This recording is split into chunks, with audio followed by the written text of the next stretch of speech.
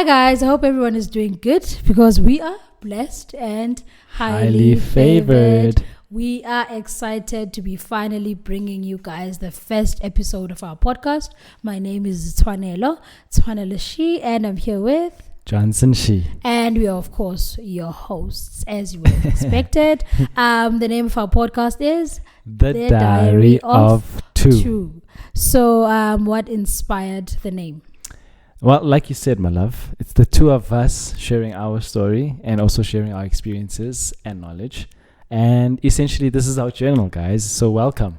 Welcome to our visual journal / diary.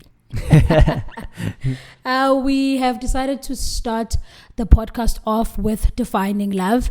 We feel that the podcast is going to be addressing issues that have to do with family, relationship, marriage, parenting. So we thought in order to relate with any of these people in your life, you need love. Love is the foundation of it all. So we decided, let us define love as the first episode. We are going to be defining love in terms of the Bible because both my husband and I are believers in God and we believe in the Bible as well. So we are going to be reading from the scripture 1 Corinthians chapter 13 verse 4 up to 8. I am sure you are familiar with this verse because pastors usually refer to this verse when they are doing matrimonial wedding ceremonies, or just whenever they're giving a preaching, they will always refer to this verse whenever they're speaking about love. Now, when it comes to love, we all have different definitions and stuff like that. So we use this one. It serves as a study guide for our family and I believe for a lot of families as well. So let us dive right into it. So just ready? Before we get in love, I think it's important for us to highlight the importance of defining love. Yeah. Because like you were saying, we all come from different backgrounds. We're all different individuals. There's no two human beings that are the same. Mm-hmm. So it's important for us, especially going into a relationship or marriage at that we define each individual's meaning for love and what it stands for. Remember, there's love itself, there's love in motion, and then there's also your 5 love languages in a relationship, you know. So it's important for us to define it individually so that we can find middle ground. For instance, I have to know what it means to you to be loved in order for me to give that to you. I get you. Yeah. I'm with you. I mean, I feel like it is not easy to define love. So the aspects that you've just defined, your love languages, those are just a few ways of how people decide to choose to at least try to explain what love is, because love is different to each and every one of us. So the first verse says, love is patient. Do you want to elaborate on that? Love is definitely patient because nothing happens overnight. Yeah. You know, I believe that no human being comes knowing. So in the same breath, I was initially a single person, a single boy, and then I met you, and then we got married, and then now we have kids and a family, right? But I didn't come to this world knowing. So it took time. It took patience. In the same breath that when we meet each other, it's important for us to also slowly get to know each other. Because it's not immediately that I'll know everything that you like, everything that you don't like, everything that you like doing. You know, it'll take time. Yeah. Also asking you out. It took time, you know, for you to actually suss out, is this the right person for me? Do I see a future with this person? Type of thing, you know. So it takes time and it takes patience, you know. So yeah, that's how I feel love is like.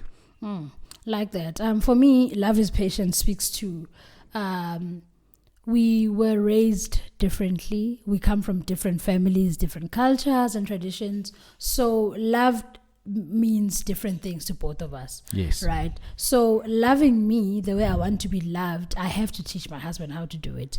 My husband also has to teach me how he wants to be loved. You know, not everyone wants to be loved the same way. So patience applies in this setup in a way of I need to teach him how to love me and I need to be patient with him learning how to do it. Yes, right? Yes. I can't now rush him as to, but babe, I told you I don't like it when you touch me like that. I can't rush him as to like understanding now how he must do it. He needs to take his time and he will make mistakes. Same applies for me. I might not love him right from the get-go, but it's a learning process. So love is patience in that instance for me. Yeah, it's so funny though that how we met was a friend of ours that was called Patience.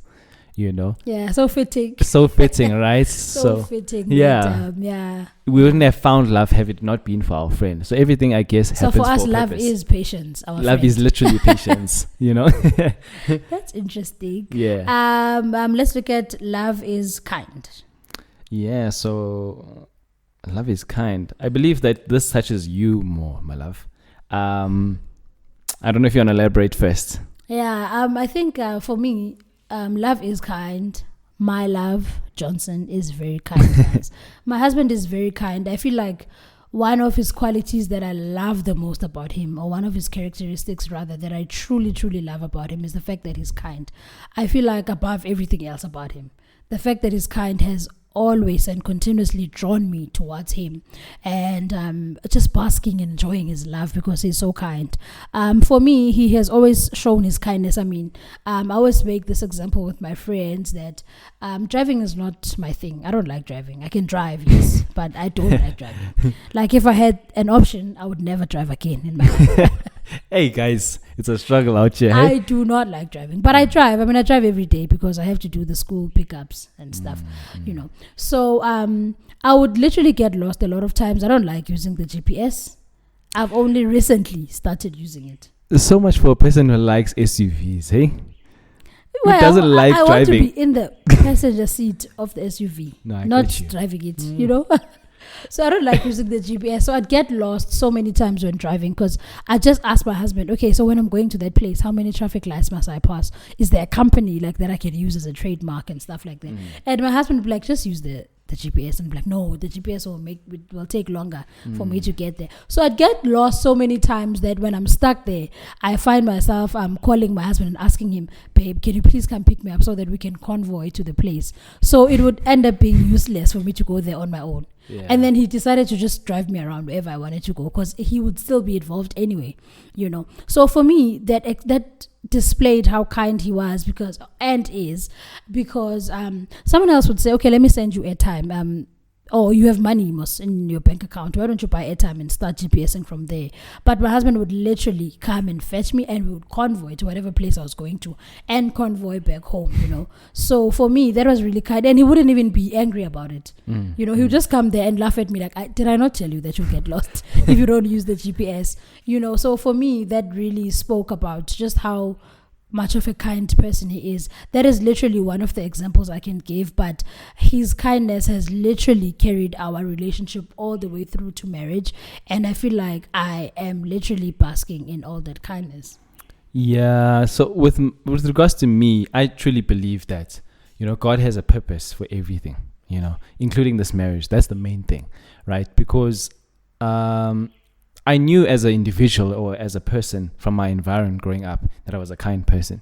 But had it not been for our marriage and our relationship and for my wife, I would have definitely not known the limit of which kindness I have. So it's that thing of, too much of anything is not good for you. So I believe that had it not been for my wife, I wouldn't even have curtains in my house. Or a house at that. I might have given, everybody everything that I had, And it's not that thing of wanting something in return. It's just the person that I am. Yeah. But my wife allowed me to see the perspective of you still need to work on yourself. You still need to grow a family. You still need to have a family and build a home and a house and get cars. And you have to focus on yourself first before you worry about the whole world, Otherwise, you'll be left with nothing. And how do you bless somebody else without having anything yourself? So it's the same thing of you have to love yourself first before you can love others. You have to be full in your cup in order to fill the next person with water or whatever it is that you're filling them up with. Yeah, that's for sure. I mean, I'm also looking at my husband has these friends that he's always with. That was when we were dating actually, because they're not friends. They're not that close anymore. So he had these friends where they always knew that he would avail himself for them. Whenever they needed a favor, whenever they needed him to come and pick them up, drive them around, borrow them money, type of thing. So this other time, my husband asked for a favor from one of these friends of his, and they didn't do it. So out of the 10 things that my husband has continuously been doing for them, 10 being an exemplary number, the friend couldn't do one favor that my husband asked for him, and it was very simple. It was something very easy, but he couldn't do it. So I told my husband that this is what I mean by saying to you, you are always so kind that people are used to you doing things for them. We recently came across a quote that says, takers never stop taking. So givers need to start being conscious of how much they give. Yes. So my husband had always been that person who's always giving, that they didn't even realize, So when it was their turn to give, they did not give. They just wanted to keep taking. So that instance for me, I felt, was the perfect example and the perfect time for me to actually make him realize what I meant, because he thought I was being mean, I think, by saying that he's too kind. But for me, I just wanted to show him that you mustn't show up so much for someone who will never show up for you. True.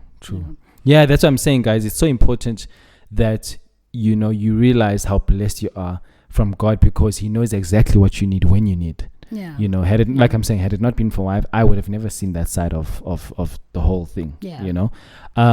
But coming back to love is kind itself, I have this other ideology where, a boy or a man truly becomes a fully grown man when he's gentle. So love is kind, right? How do you become a true man? Which is by being a gentleman. Yeah. Like opening the door for somebody, complimenting your wife, complimenting the next person, even if it's a guy.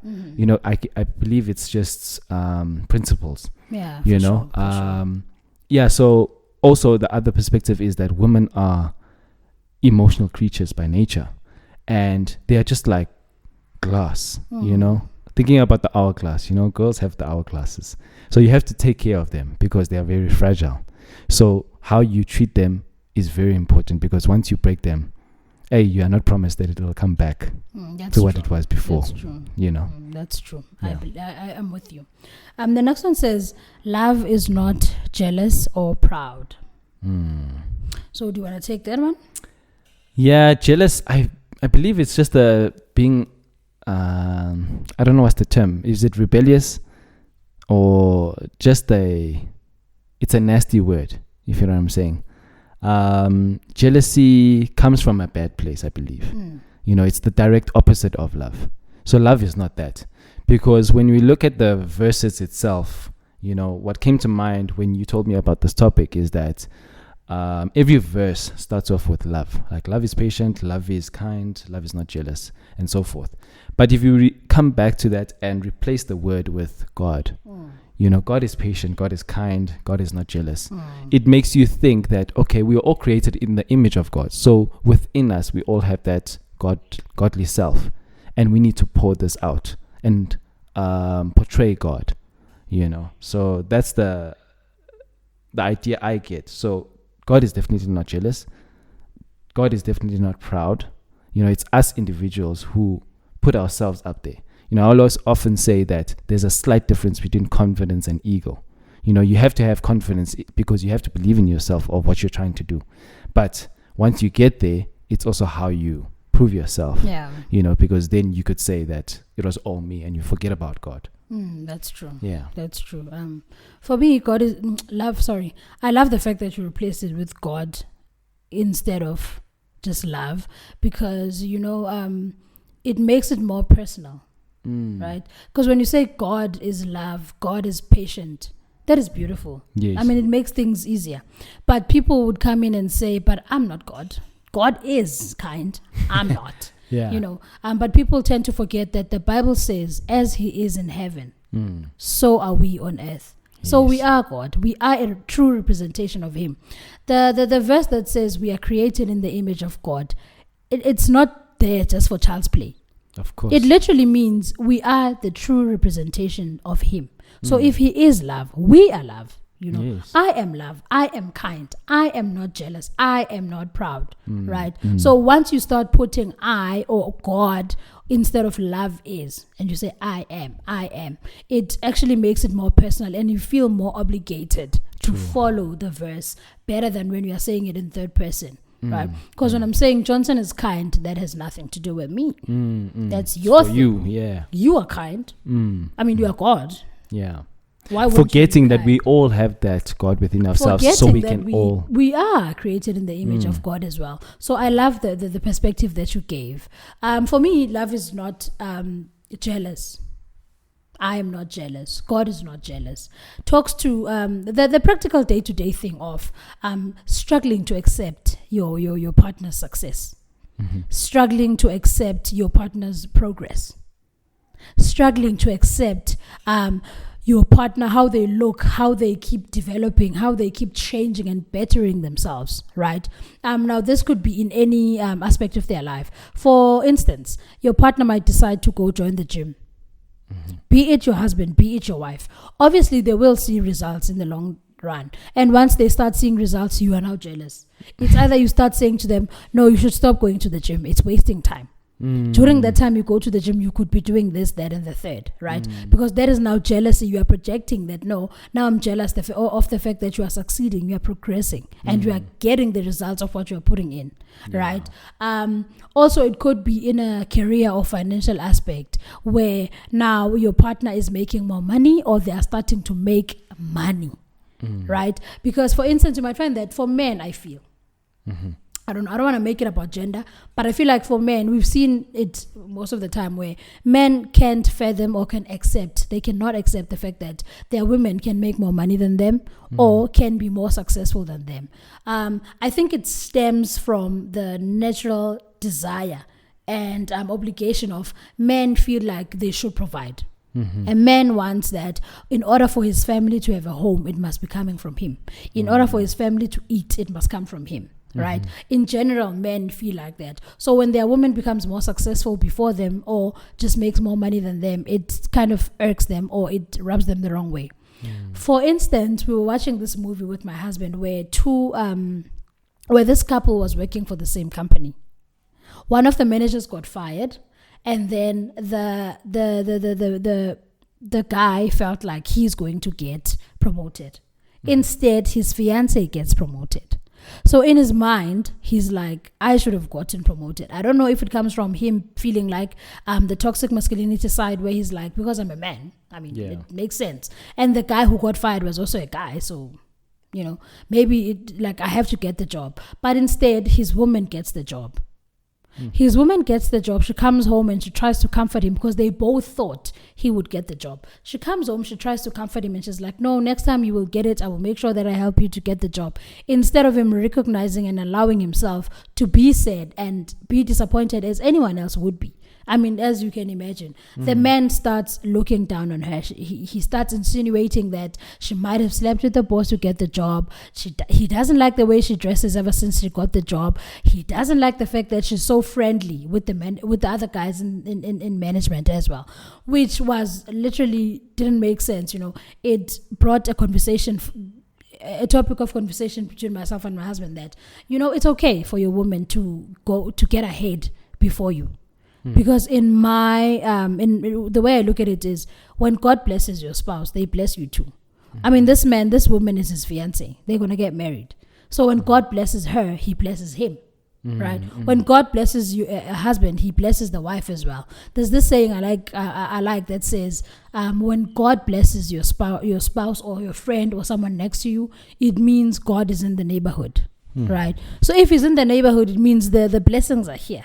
I love that. Right? Yes. The blessings are just here. So I think Love is Not Jealous speaks to that. Don't be unhappy when your spouse or your partner succeeds or levels up. Yes. I think you should celebrate them. No, of course.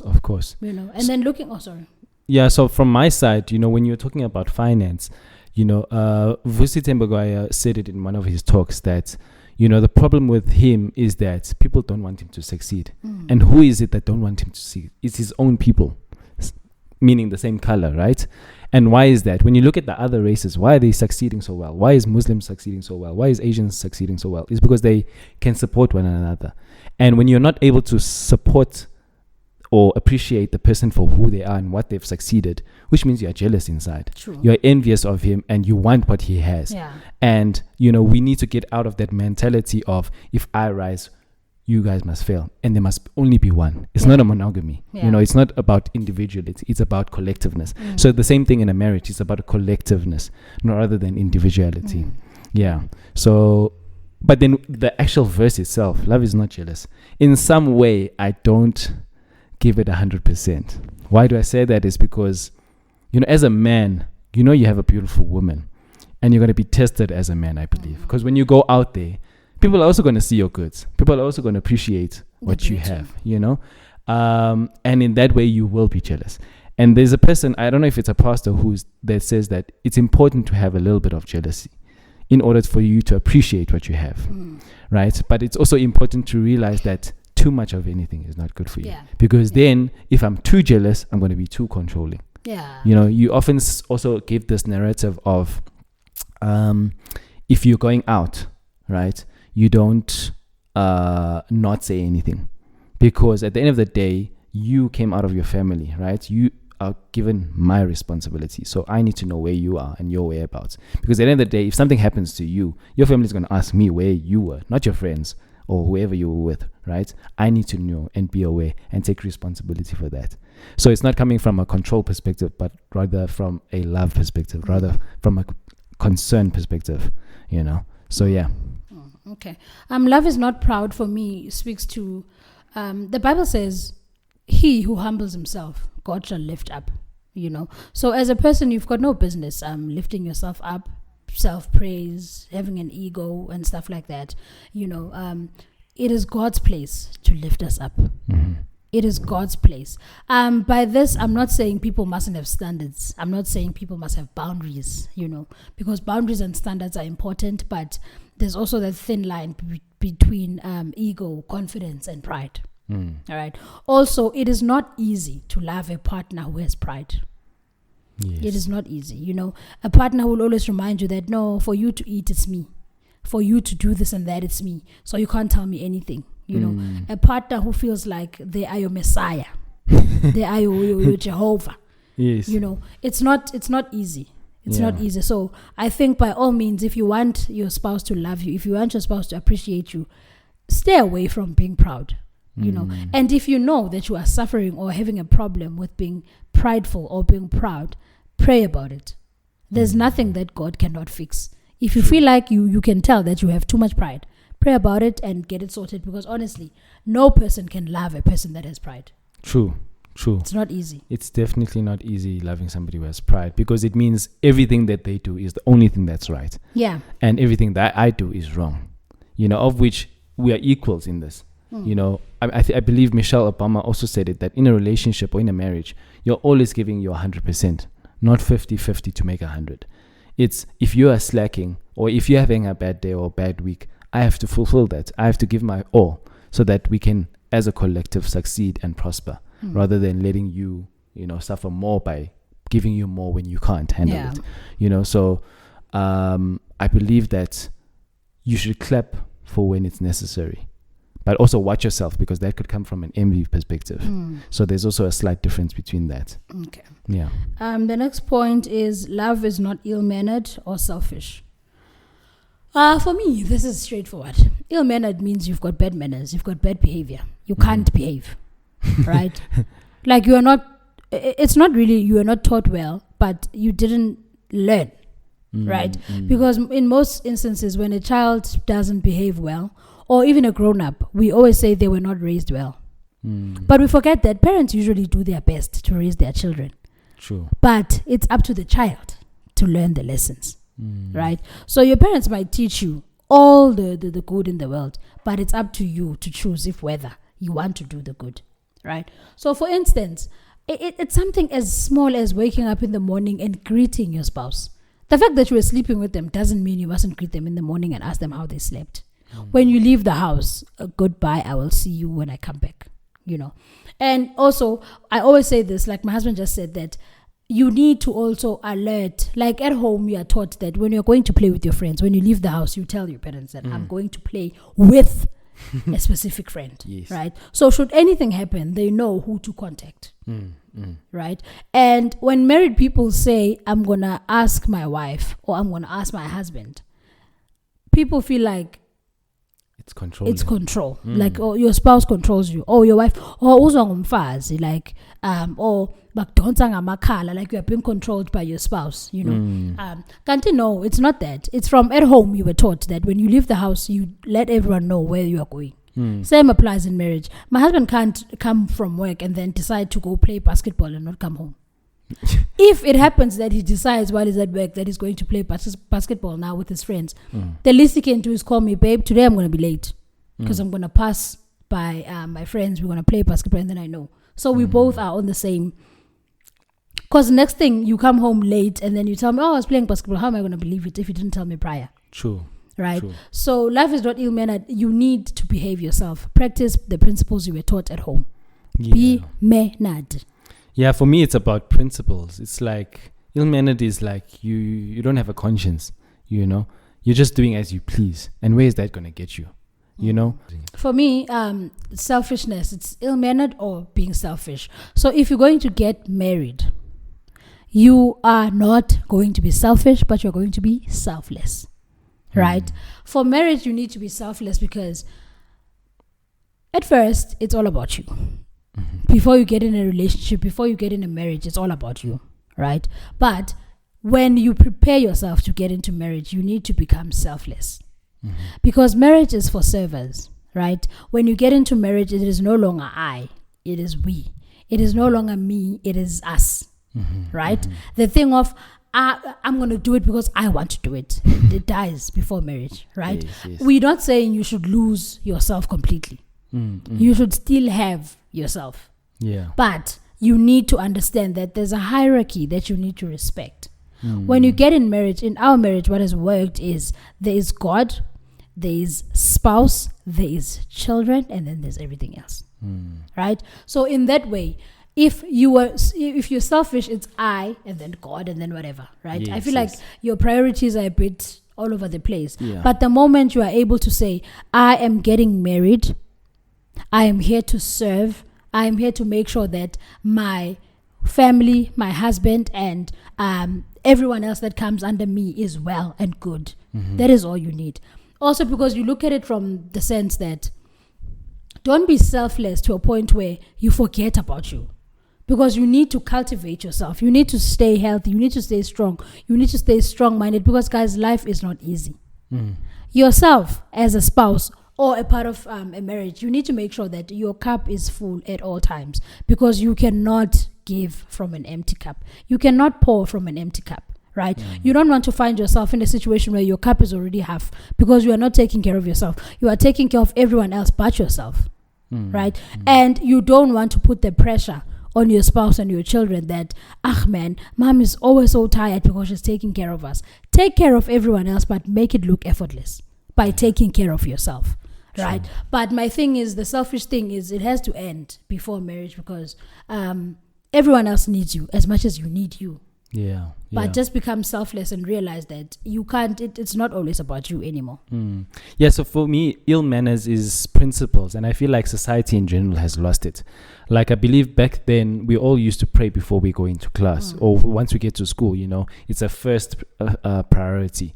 And I believe that schools and society has just lost that. We just lost our values and our principles. Yes, we might argue about, you know, religion and all of that, but the principle itself and discipline itself is completely lost. And that's why we are lost as a nation, you know. True. So the selfish part, love is not selfish, reminds me of this story that we often talk about at church. So there was a boy or a monk or something that was taken to heaven and hell to experience the different environments.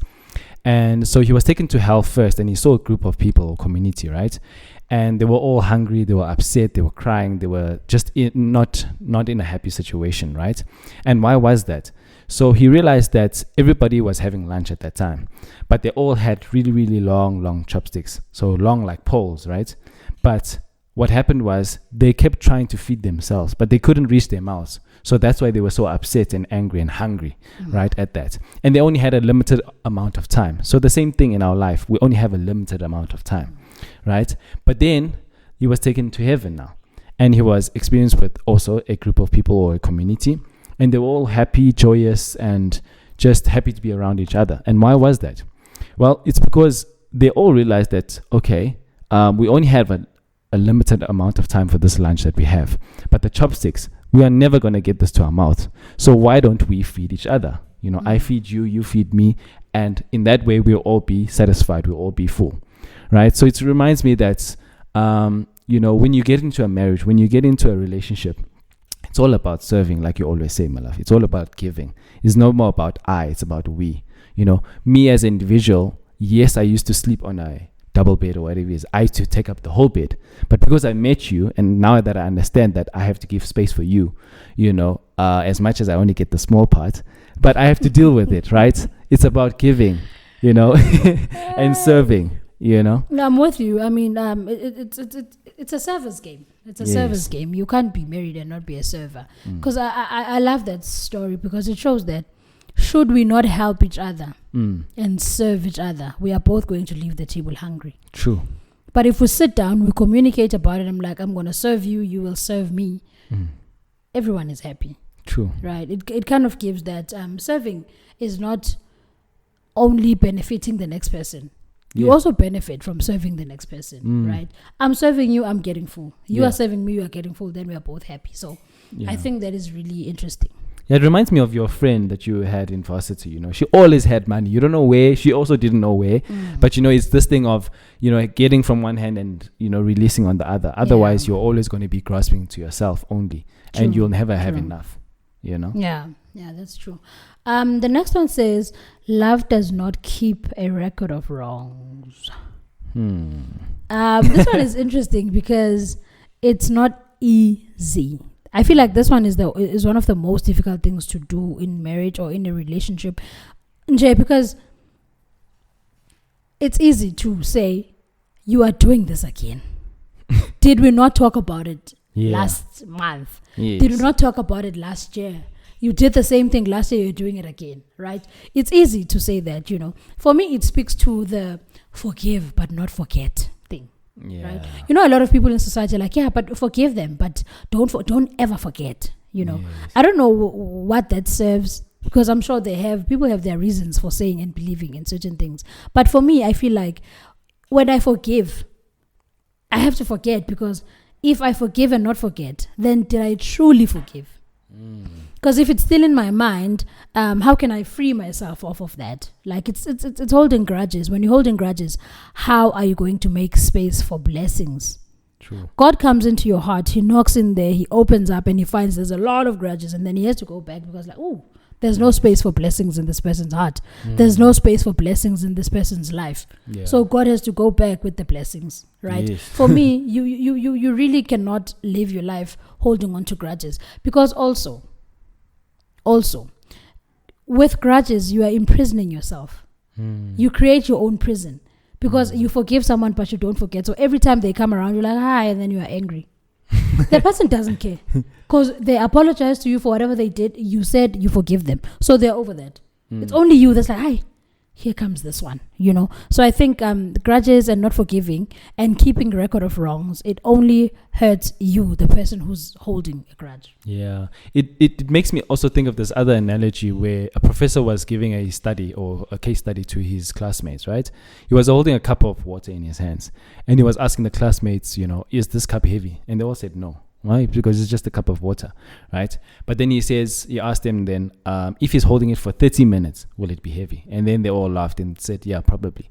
So in the same way, if we don't let go of, if we don't drink this water, if we don't experience what this water is all about, we'll be hurting ourselves. We won't be able to experience the moment that we're supposed to. So in the same breath, like if we holding a grudge with one another, we won't be able to experience and enjoy one another. So living in the moment, I believe, the other day we were having a discussion of what life means, and you said that it's what you make of it. So in the same breath that marriage doesn't work on its own. It takes the two to tango, right? It takes two to give it their all. Like we said before, you have to give your 100 so that you can make it work and make it enjoyable. But if we're going to be holding on the past, they also said that before getting into a relationship, you must have let go of whatever it is you feared or experienced in your past relationship, so that you can enjoy this relationship that you're getting into. Otherwise, you're just going to experience the same thing or have the same fears or insecurities that you had before. Yeah. Also something else that comes to mind is love should not keep a record of wrongs, because if you keep recording all the wrong things that your spouse does, you cannot enjoy your marriage. 2, we are people. We are human. We make mistakes. Yes. We are bound to make mistakes, right? I'm not saying people should do things on purpose, knowing that they're going to say it was a mistake, right? But we make mistakes all the time. So if you're going to jot down everything that your husband or your spouse does and hold it against them every time, you are not going to enjoy marriage. Yeah. And there's also this thing where people feel like they can be forgiven, but the next person can't. You can't do that. If I do something today and my husband says, okay, baby, I forgive you. It was a mistake. I understand. Tomorrow my husband does something similar and I'm like, I can't forgive that. What is that? Or the worst case scenario is I do something else in reason because of what you did to me, if you know what I'm saying. That's totally... that's you can't do two wrongs don't make it right. Exactly. Two wrongs don't make it right. So you can't really want to be the only one that is forgiven. Also, there's this other thing of looking down at the next person's emotions or feelings, right? If you do something and I say to you, I don't like what you did, and you're like, I don't think it should upset you that much. It wasn't that bad. If I say I don't like it and it hurt me or it didn't sit well with me, take it as such and just apologize. Because if to you it looks small, it might not be small to me, right? So don't invalidate your partner's feelings by pretending as if things don't matter. True. When they're telling you that, no, this thing hurts me, I don't like it, and you're like, but I just took 5 rand, man. What is 5 rand gonna do? Can't to me, that 5 rand, I saved it for 3 years. Yeah. You know what I mean? So yeah, I think. So in that line, love, what you're saying also reminds me of what I said about God. Imagine if God was keeping record of all the wrong things that we did, knowing how imperfect we are. How would we? Where would we be? It's what I always say, that the Bible says, God forgives. You must forgive someone 777 times. Yay! It sounds far-fetched. But us here, society says, after I give you a second chance, that's it.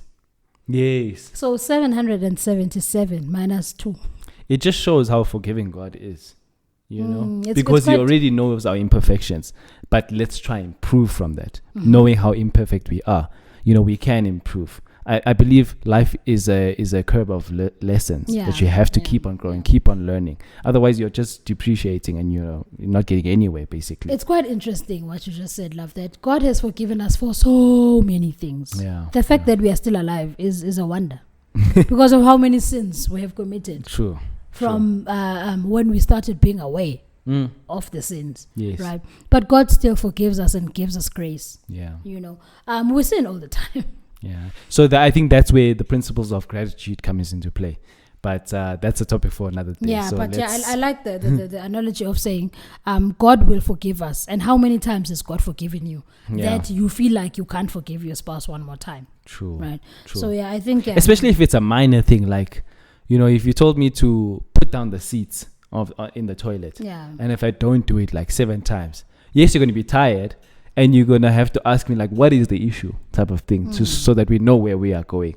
If I'm never going to do it, at least let me tell you that I'll never do it because I'm not used to it. True. But also, it's that thing you were saying, that you are in the service game. It's about we now. You're not thinking about I. If it's just about me, then we're not. It's okay, type of thing. My dad often says that, different cultures will have different meanings to life. Yeah. Like for instance, us Taiwanese, we eat quietly, right? Especially when you're eating noodles. But the Japanese believe that you must eat loud as possible so that or you're letting the next person know how nice that meal is.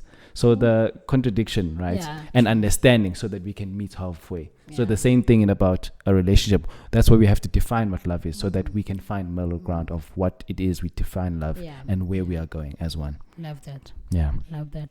The next one says, love never gives up.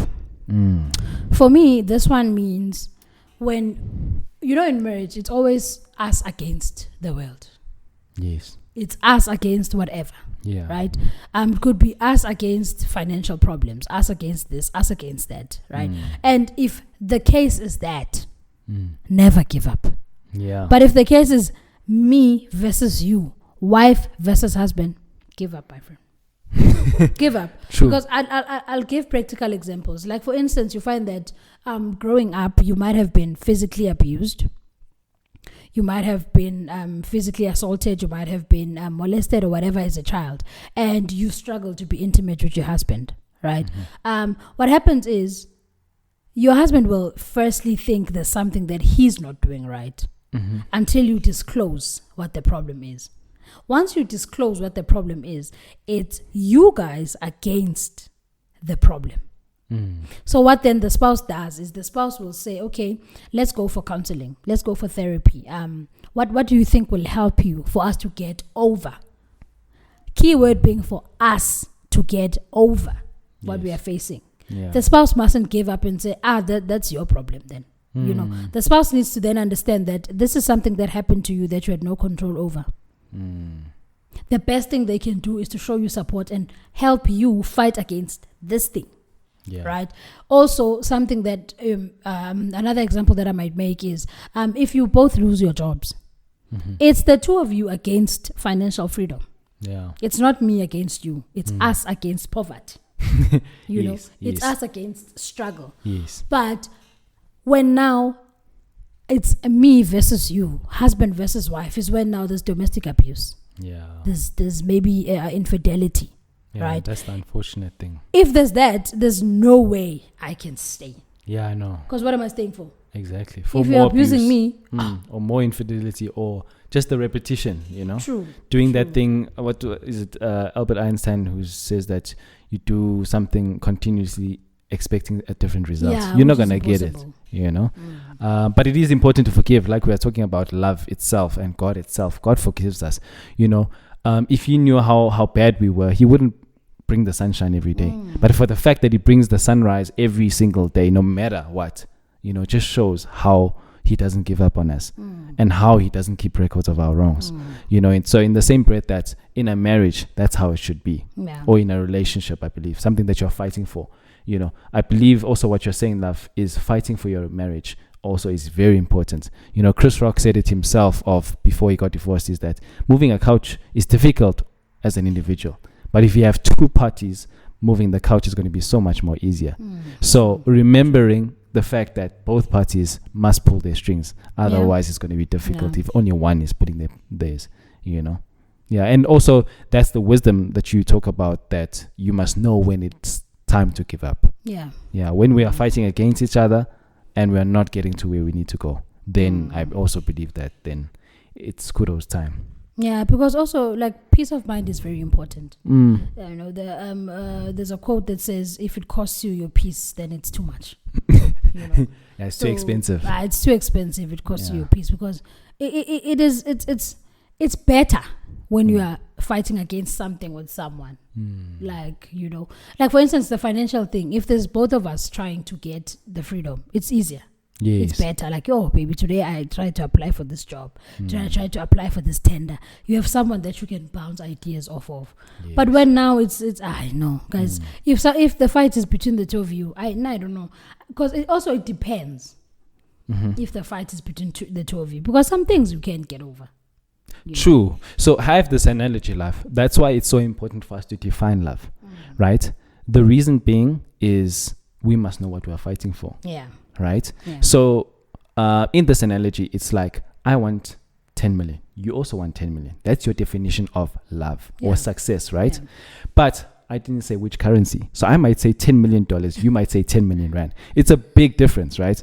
That's 180 million rand. That's 10 million rand, right? So there's a big difference. But if we know and if we can communicate it properly, then we know what we're fighting towards, you know, and everything else can fall off after. But if we don't know what we're fighting for, then what's the purpose? Story. Yeah. Love should never give up if you both are still riding for each other. Yes. You know, if I'm still riding for you, you're still riding for me, there's no need to give up. But hey, guys, you need to have the wisdom, honestly, to decipher between when it's time and when it's not. But in today's context, we are just talking about the positive part of how you are not supposed to be giving up on your partner. The next point says, love's faith, hope, and patience never fail. For me, that speaks to, you know, the faith part. Pastors usually make this joke of marriage is the only place where you get your certificate before you do the work. Right?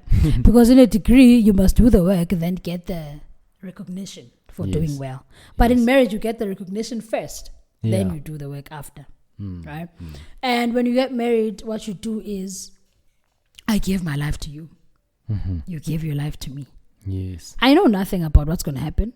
True. Marriage is not a series. It's not Squid Games. Love is not a movie. Yes. It has no trailer. Mm-hmm. Marriage comes with no trailer. You do not know what is going to happen, right? True. So faith is you saying, I have faith in you, God, for bringing this person into my life. Mm-hmm. I have faith in you, my partner, that we are going to make it. Mm-hmm. Right? So this is the time where you practice your faith, because the person you are marrying, you think you know them from dating and stuff, but you never really know someone. True. Yeah? True. So you think you ride on the qualities you've seen, on some of the things you've gone through with this person for you to have the marriage. Yes. And then faith steps in I hope he stays the same. Right? Makes I hope it sense. doesn't change. Yes. That's faith. Because you don't know what's going to happen after marriage. Also, other people think if a person does certain things that they don't like, they will change once they get married. That is the wrong type of faith, because marriage does not change people. Yeah. Definitely not. It's People glorified. change I think. themselves.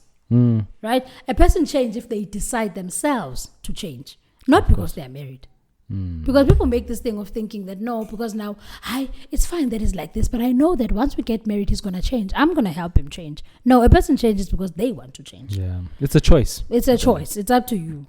So I don't know. For me also, let me just touch on hope in the same line. For me, hope is that thing of, I was listening to King David interviewing Moses Ayanda Boroto on his podcast, and she was telling her story of how she wanted to go and get an abortion because she got pregnant young, and she ended up not doing it because the doctor said to her, this time next year things will be different.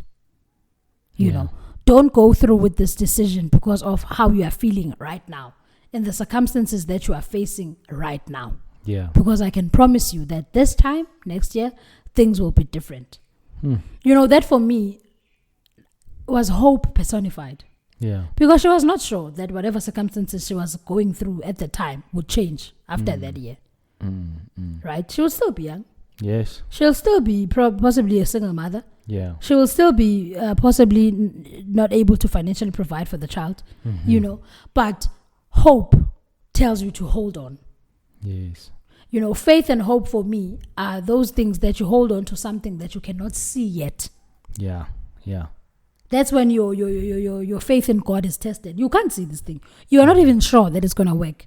But you are holding on and you are thinking, I'm hopeful. Yes. Hope also in terms of our relationship. When we started dating, it was just my boyfriend and my girlfriend. Right. We were hoping to get to a point where we get married, we build a life together, we have children, and we build an empire. Now that everything is in motion, it shows that hope really does kind of give you that push to go somewhere. Yes. For me, hope, vision, goal goes hand in hand, because we had the goals and now we are living in the hope. Yeah. I think also the context itself, or the verse itself, says that love is the most important one. So it's important for us to remember that yes, you must have faith, yes, you must have hope, but what's going to conquer everything is love. At the end of the day, yeah. So remember that love is the most important thing. So yeah, that's my point. All right. Then the last one is love is eternal. Love is eternal. Is love eternal? For me, love is eternal in the sense that, when you're in a relationship, the goal is to get married. Yes. When you get married, the goal is to die in marriage. Right? So in our culture, in the African culture, I don't know all of them, but Nakimusut. So in the African culture, and when you get married as a lady, when you leave the house on your traditional wedding day, you leave with a kiss. Yes. Like it's a box that represents your coffin. Right? So I'm just explaining that love is eternal is not a new thing. Before, love has always been eternal. Yeah. Right? So you live with this box that represents your coffin. It means you are not going to come back home. You are going to die where you are being married off to. Yes. That's what it essentially means. So the kissed representing your coffin, no coming back home, equals to love is eternal. Ne? So we get married. Even when we say our vows, we say till death do us apart. Yes, right? yes. And you know something else that is interesting is that marriage is not all about you. There's someone else. When you get into marriage because of pure intentions, marriage and love can be eternal. Yeah. When both of you, the dream is to build and love and live together for good.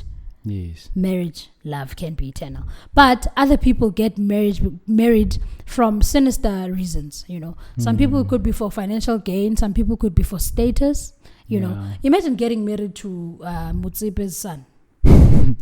Yeah, you don't know if it's eternal, hey?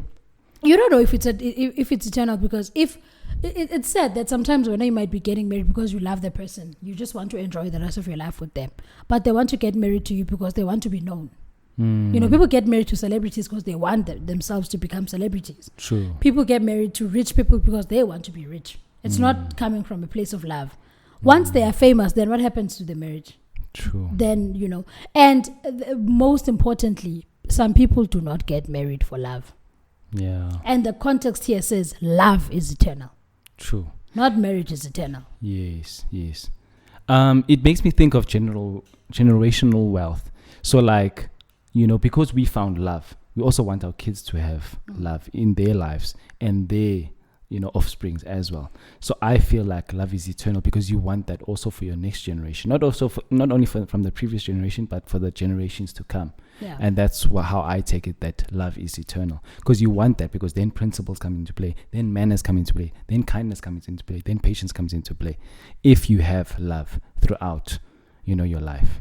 Yeah. Yeah. That's for sure. That's for sure. I mean, sorry, love. And then my last point is that, you know, it makes me think of what we have vowed to say to each other every single day, that our love is forever.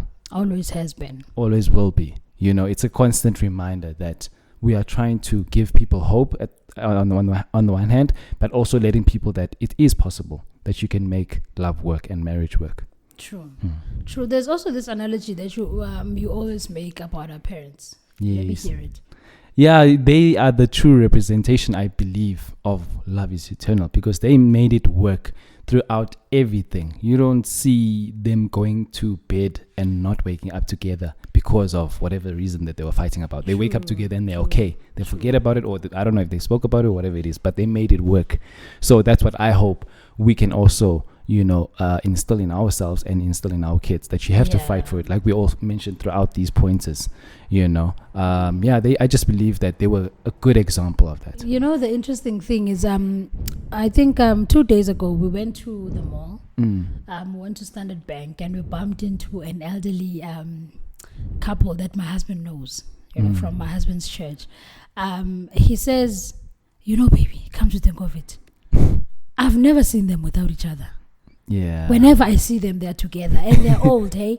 And we actually always, when we see these old couples, we're like, that's us in the next 50 years. Yeah, true. You know, so we see them and they're just like, you can tell that they are each other's like twin. They are one, you know? essentially. So husband says, no, man, I've never, like, come to think of, I've never, not even for a day, seen them without each other. True. And that really felt special because the kids are grown, the kids are out of the house, but they still have each other. True. Right? True. I loved that.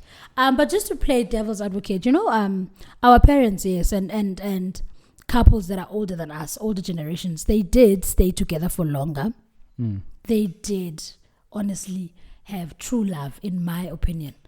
Those ones really loved each other, to a point where even when it was not from love, it was like families putting them together. They learned to love each other and they made it work. Yes, right? yes. We didn't have such high divorce rates and stuff like that.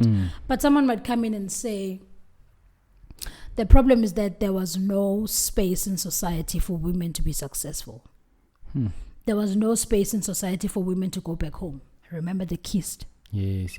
Right? As a woman, if your husband is not treating you well or something is off, you couldn't say, you know what, I'm packing my bags and I'm going home. Because at home they will tell you, go back. We took you out with that kiss. Yeah. You are going to die there. There's also the aspect of we don't want to be embarrassed. Yeah. Because if you come back home, it tells us that we raised a failure. Ish. You are going to get society to laugh at us. Right? Yeah.